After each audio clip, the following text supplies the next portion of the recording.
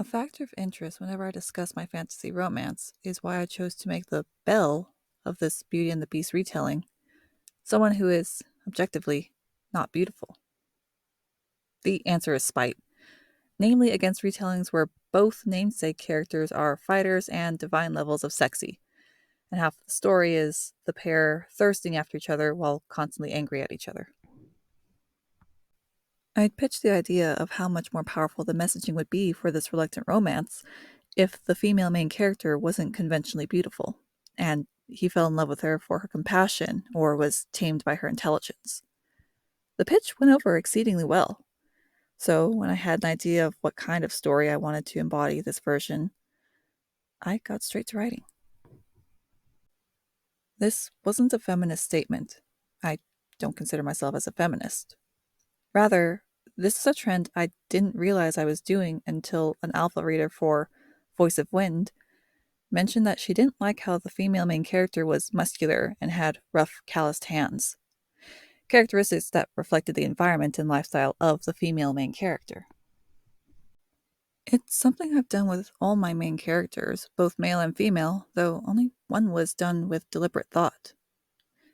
In my debut novel, Let There Be Fire, Cal is described as having a stretched handlebar mustache and long goatee, with both wispy rather than full. He also dresses flamboyantly and is adorned in jewelry, piercings, and tattoos.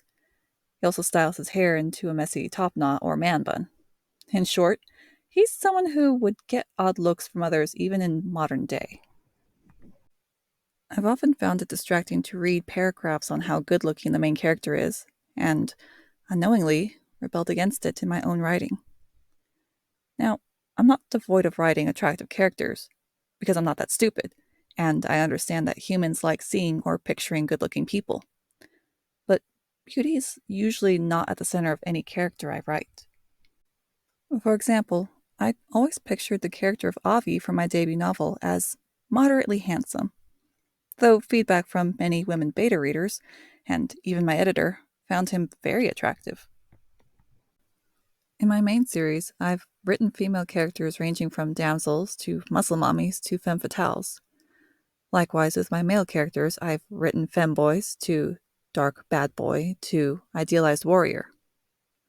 Regardless of general type, beauty is seldom used for romantic aspects or to give a specific image to readers. Rather, it's put to better use in practice, for manipulation and persuasion, as one example. To me, it's easier to comprehend the attractiveness of a character in how they use their looks to progress towards particular goals, rather than be told how gorgeous the character is or having other characters pine or thirst over them. I think it's because, when I'm reading, the former sounds clever while the latter seems like a wish fulfillment self-insert. Or maybe I dislike writing sexy main characters because I myself am ugly and subconsciously have been writing my own self-insert. There's one book, I forget what it's called, where our main male character was described as exceptionally handsome and witty, and our female main character was described as voluptuous and intelligent.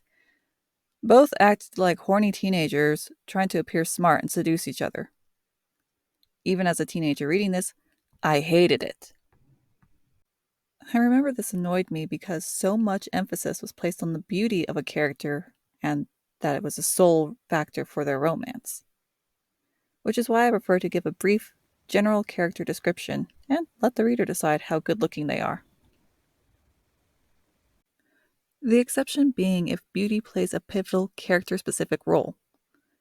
Hisa, having a small, unshapely figure coupled with abundant scars from a life of labor, all to say she's not conventionally pretty, is the catalyst for showing the beauty of her virtues, talent for observation, and eagerness to learn, share, and create. Quan and other divine spirits are mentioned to have a kind of ethereal beauty, something that separates them from mortals. Hisa's lacking of conventional beauty is used by others to bully or make her comply or agree to something she's previously contested. Likewise, it is brought up repeatedly to Quan by jilted lovers and hopefuls in an attempt to dissuade him of pursuing a romance with Hisa. Sappho Media on YouTube recently reflected on this idea with his video on insecure love in Howl's Moving Castle. It's well worth the watch for anyone wanting to write a compelling romance, or for examining how we perceive beauty in fiction, and any general character arc and character growth. Overall, I don't think a pretty appearance ought to be a defining feature of a character if it plays no role in the narrative. Despite my own lacking in looks, I did manage to book several paid modeling gigs. I'm ugly, but not that ugly. Rather, because so many characters are described as gorgeous, having characters that defy this construct end up being more memorable. As an example, how many female main characters can you name off or picture with this description? Tall, beautiful, long brown hair. Now, how many female main characters can you name or picture with this description? Muscular, coarse black hair, a long scar on their arm. Odds are the first description brought quite a few characters to mind, while the second may be none at all, which is exactly the point.